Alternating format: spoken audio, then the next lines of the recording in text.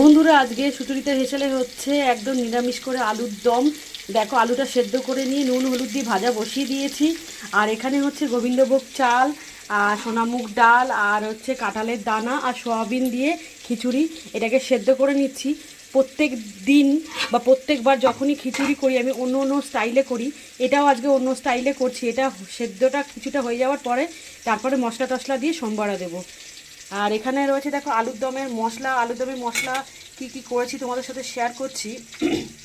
টক দই, কাজু বাদাম, কিশমিশ, চারমগজ, পোস্ত, কাঁচা লঙ্কা, আদা, ধনে, জিরে, টমেটো, একটু নুন, একটু হলুদ, একটু চিনি দিয়ে ভালো করে পেস্ট করে নিয়েছি।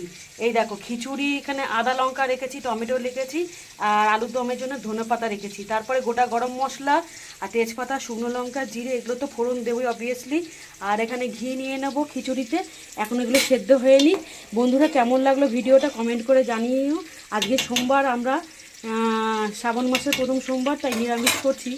আর এরকম ডিশ কার কার ভালো লাগে আমাকে কমেন্ট করে জানাবে, কে কে খাবে চলে আসবে। ভিডিওটা এতক্ষণ দেখার জন্য অসংখ্য ধন্যবাদ বন্ধুদের। কেমন লাগলো কমেন্ট করে জানিও। টাটা, দেখা হবে অন্য কোনো ভিডিওতে অন্য কোনো রেসিপি নিয়ে। ভালো থেকো, সুস্থ থেকো সব।